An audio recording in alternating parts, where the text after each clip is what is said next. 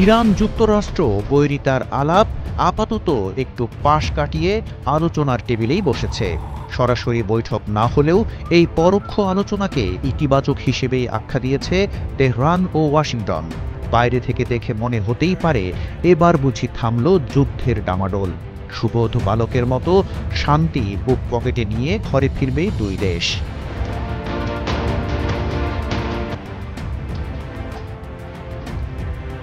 তবে ভেতরেও আছে এই শান্তির উষ্ণতা, নাকি শুরু থেকেই হয়েছে নতুন উত্তেজনা?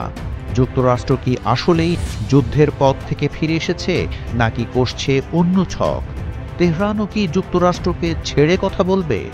আমেরিকার শর্ত মেনে শান্ত বালকের মতো অস্ত্র গুটিয়ে ঘরে ফিরবে তেহরান, নাকি ভেতরে ভেতরে ইরানও রণডঙ্কা বাজানোর প্রস্তুতি নিচ্ছে?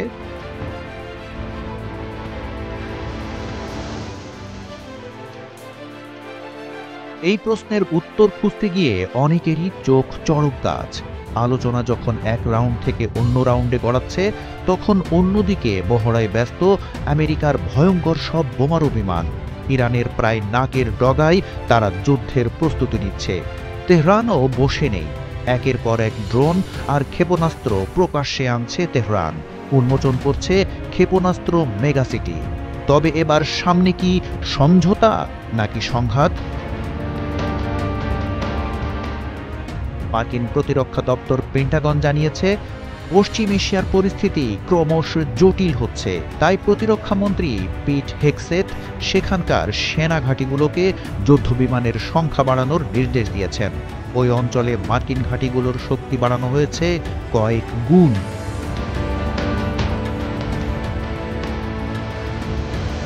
যদিও পেন্টাগনের কেমন সংখ্যক যুদ্ধবিমান পশ্চিম এশিয়ায় পাঠানো হয়েছে বা হচ্ছে সে বিষয়ে কোনো স্পষ্ট তথ্য দেয়া হয়নি।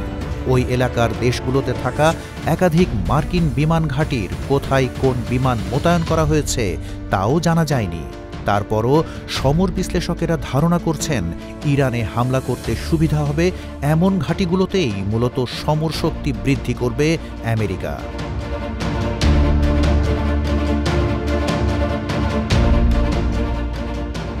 তবে নাম প্রকাশে অনিচ্ছুক মার্কিন বিমান বাহিনীর এক কর্মকর্তা জানিয়েছেন, মধ্যপ্রাচ্যে পরমাণু বোমা বহনে সক্ষম B-2 স্টেলথ বোমারু বিমান পাঠাচ্ছে পেন্টাগন। ইরান সমর্থিত ইয়েমেনের হুথি বিদ্রোহীদের গোপন ঘাঁটিগুলোকে গুড়িয়ে দেওয়ার পাশাপাশি তেহরানকেও লক্ষ্যবস্তু করতে পারে তারা। বিশ্লেষকদের অনুমান, ইরাক, কাতার, জর্ডান এবং কুয়েতে অতিরিক্ত B-2 বিমান মোতায়েন করবে ওয়াশিংটন।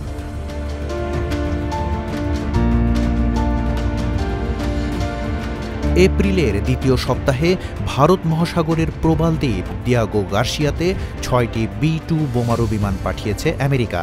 এমন খবর চাউর হওয়ার পরই শুরু হয়েছে চাঞ্চল্য। জানা যাচ্ছে, সেখানে এরপর থেকেই বড়সড় হামলা চালানোর অনুশীলনও করেছে মার্কিন বিমান বাহিনী। পরমাণু অস্ত্রের পাশাপাশি সবচেয়ে ভারী এবং উচ্চ ক্ষমতা সম্পন্ন বোমা নিয়ে ওড়ার সক্ষমতা আছে B-2 স্প্লিটের।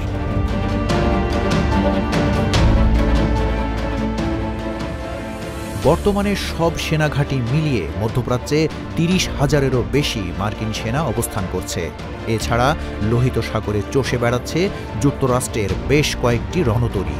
সাবেক সেনা কর্মকর্তাদের দাবি, তারপরেও পশ্চিম এশিয়ার B-2 স্প্লিট পাঠানোর নেপথ্যে আমেরিকার দ্বিমুখী উদ্দেশ্য রয়েছে।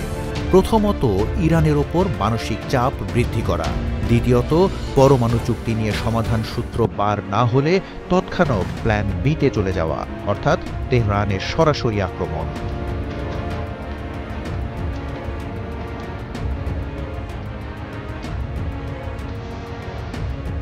চলতি বছরের জানুয়ারিতে শপথ নিয়েই ইরানকে শাসাতে থাকেন ট্রাম্প। বলেন, ভালোই ভালোই আলোচনার টেবিলে না আসলে ইরানকে সামরিক মোকাবেলার মুখোমুখি হতে হবে। ইরানের পরমাণু সাইটগুলো উড়িয়ে দেওয়ার ইঙ্গিত দেন তিনি। ফলে আলোচনার টেবিলেও আপাতত মধ্যপ্রাচ্য যুদ্ধের শঙ্কার কোনো লাগাম টানতে পারেনি, উল্টো উত্তেজনা বাড়াচ্ছে। ইরানের মাথায় এখনও আমেরিকার বন্দুকের নল, ইরানের ক্ষেপণাস্ত্র তাক করা মার্কিন সামরিক ঘাঁটিগুলোর দিকে।